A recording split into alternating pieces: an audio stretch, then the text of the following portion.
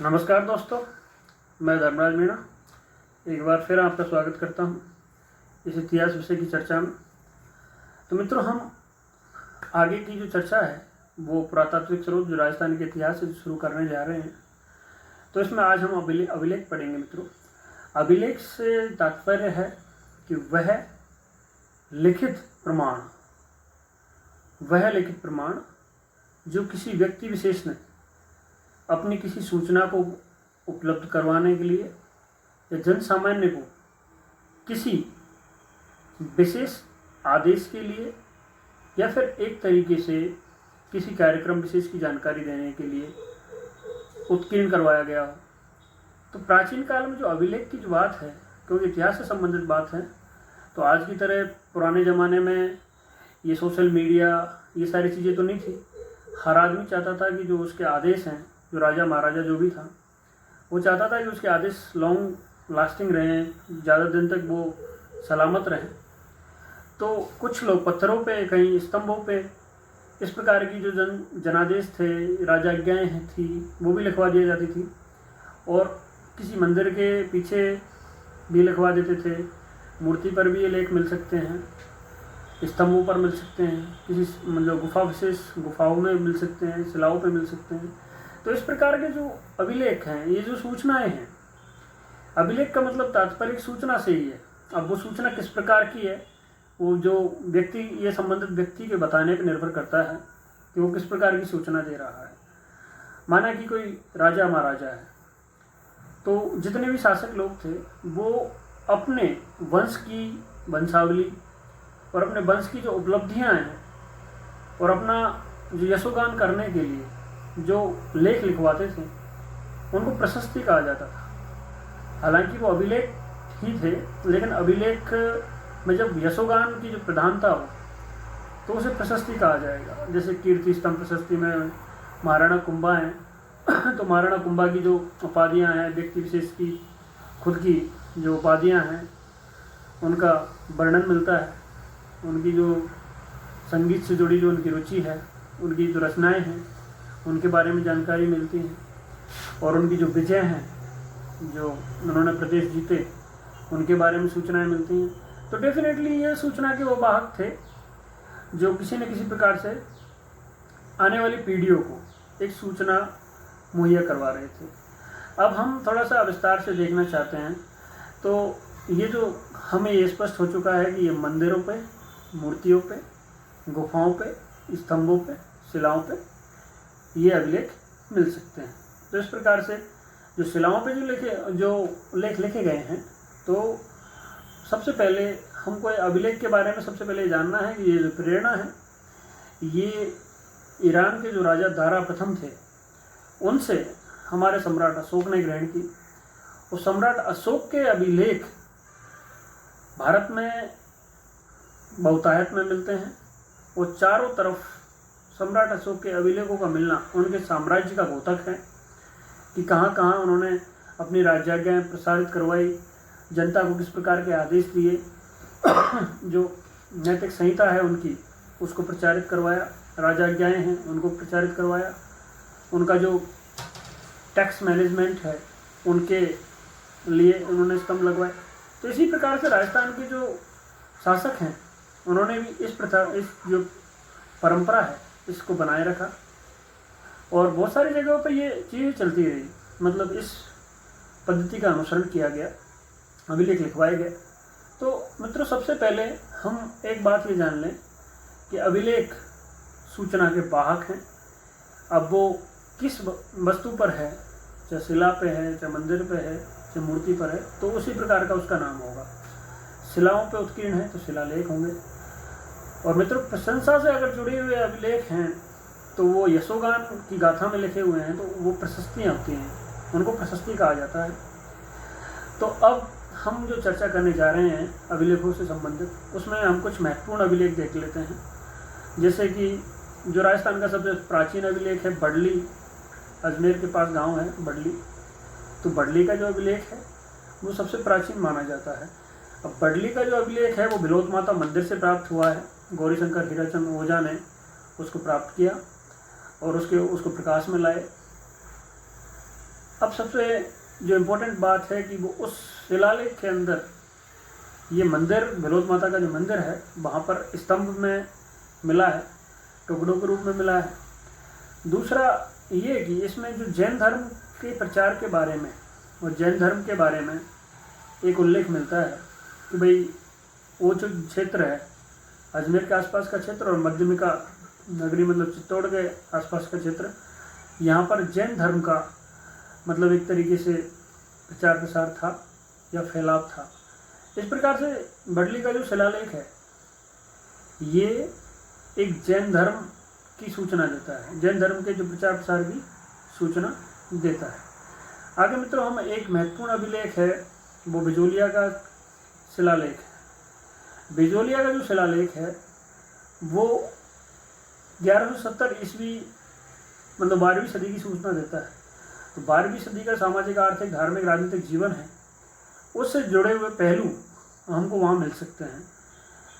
अब 1170 के इस अभिलेख में, शिलालेख में जो चौहान है, तो मित्रों चौहानों का एक बहुत बड़े भूभाग पर राज्य रहा है, क्योंकि मोहम्मद गोरी को जब यहाँ आना हुआ मतलब एक तरीके से, तो पृथ्वीराज चौहान से उनकी टक्कर हुई। उस बिटवीन चौहानों का एक बड़ा साम्राज्य यहाँ फैला हुआ था। साम्राज्य ना कहें तो एक तरीके से बहुत सारा जो भूभाग था वो उनके अधिकार क्षेत्र में था।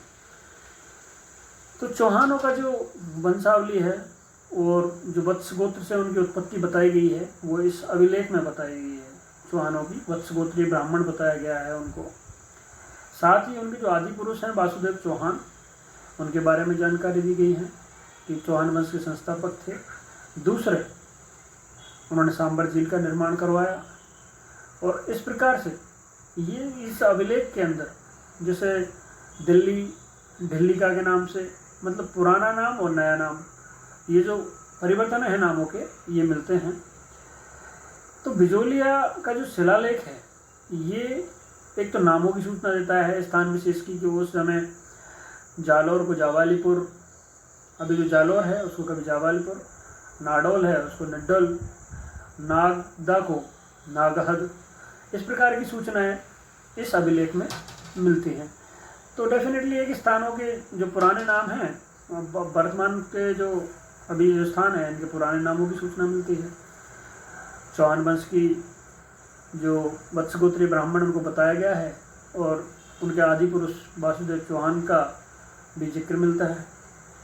दूसरा, जो ऊपरमाल का पठार है जो वर्तमान में बिजोलिया के आसपास का क्षेत्र है, वहाँ पर उत्तमाद्री नाम से मतलब उसको इसमें उत्तमाद्री कहा गया है। इस अभिलेख में, शिलालेख में उत्तमाद्री कहा गया है उसको। तो इस प्रकार से बिजोलिया का शिलालेख है एक तरीके से ज्योग्राफिकल इंडिकेशन और हिस्ट्री के हिसाब से इतिहास की जो चर्चा है और इतिहास के दृष्टिकोण से इन बातों को शामिल करता है। तो डेफिनेटली कहीं ना कहीं से हमें ये जो सूचनात्मक ज्ञान दे रहा है ये हमारे इतिहास को बढ़ा रहा है और प्रमाणित भी कर रहा है, क्योंकि हम आज से उन चीज़ों को जोड़ेंगे तो डेफिनेटली इन चीज़ों को हमें ज़्यादा नॉलेज में आएंगी, प्रकाश में आएंगी ये चीज़ें।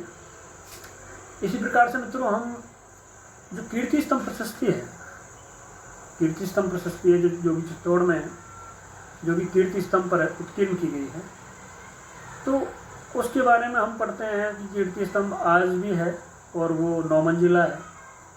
9 मंजिला है। तो सबसे पहले ये जानना है कि कीर्ति स्तंभ है और उसकी जो प्रशस्ति है, इसका जो लिखवाने वाला है वो कुंभा ही है। और कुंभा के बारे में जो कुछ लिखा गया है कीर्ति स्तंभ प्रशस्ति में वो तो है ही, लेकिन सबसे पहले इस कीर्ति स्तंभ प्रशस्ति को समझने के लिए हमें ये जानना जरूरी है कि इसको विष्णु ध्वज स्तंभ भी कहा जाता है। तो कहीं ना कहीं से भागवत धर्म से भी इसका जुड़ाव है, विष्णु के साथ इसका अटैचमेंट भी है, तो वैष्णव धर्म से इसका जुड़ाव स्पष्ट हो जाता है। तीसरा, इसमें जो तीसरी मंजिल है इसकी, उस पर 9 बार अल्लाह शब्द लिखा हुआ है, जो कि राज सिंह के टाइम पे लिखवाया गया था, ताकि औरंगजेब ने जब मंदिर तोड़ो, मूर्ति तोड़ो नीति अपनाई, उस समय उसका जो प्रभाव है वो कहीं ना कहीं से उस कीर्ति स्तंभ पर ना पड़े, मतलब वो उस अल्लाह शब्द से जहाँ पे वो चीज़ लिखी हुई है, तो डेफिनेटली आक्रमणकारी मजहबी जो हिंसा है उससे प्रेरित ना होंगे और उस अल्लाह शब्द को देख के शायद लौट जाएं, इसलिए उन्होंने ऐसा लिखवा दिया। तो एक तो ये चीज़ें हैं। साथ में ही कीर्ति स्तंभ आज भी देखिए आप राजस्थान पुलिस का, राजस्थान लोक सेवा आयोग का, माध्यमिक शिक्षा बोर्ड का, इनका एक प्रतीक चिन्ह भी बना हुआ है।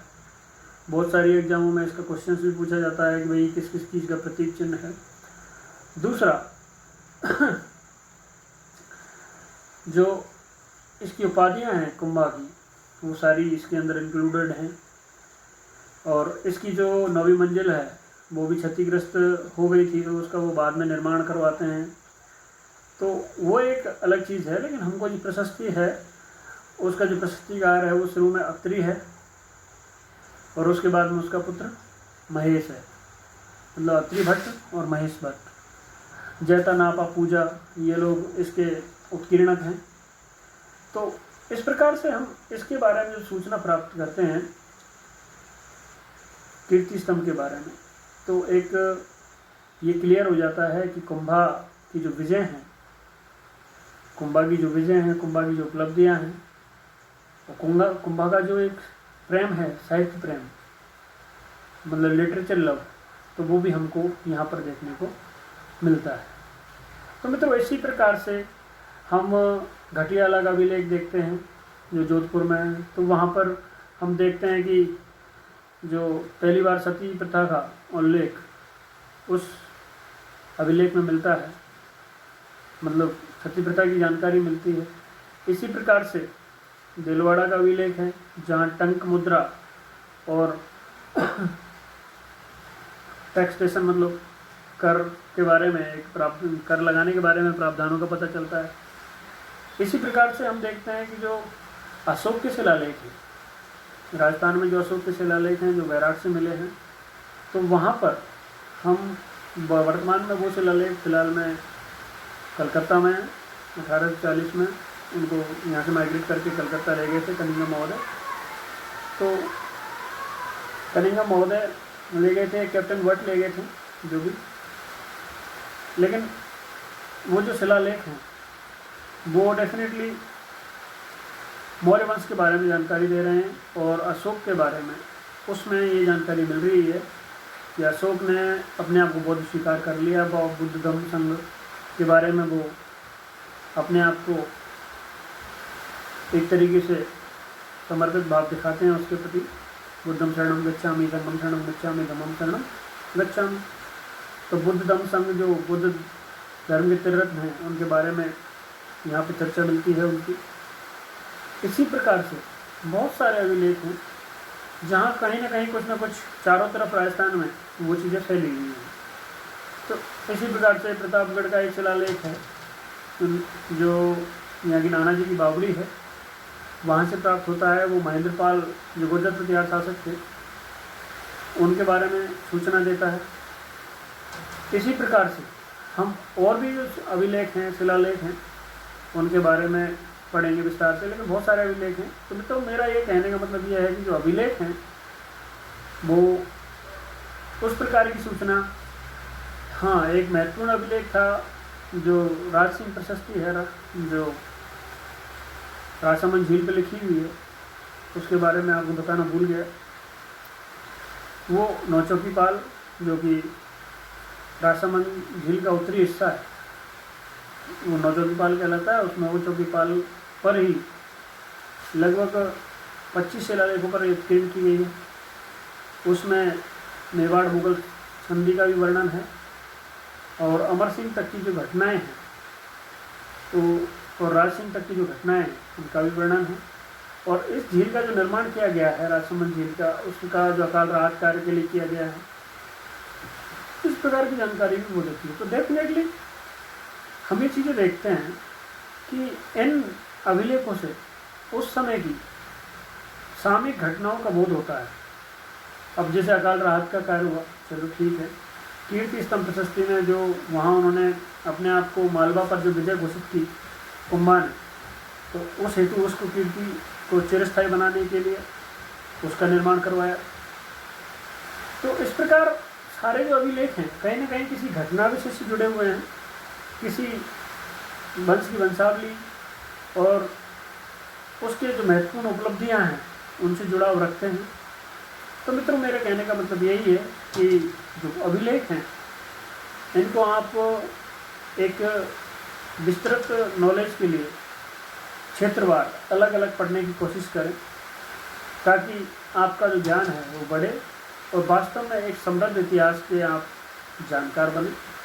तो थैंक्स फॉर वॉचिंग। एक और वीडियो मैं अभिलेखों पर आपके साथ साझा करूँगा। Thanks for watching.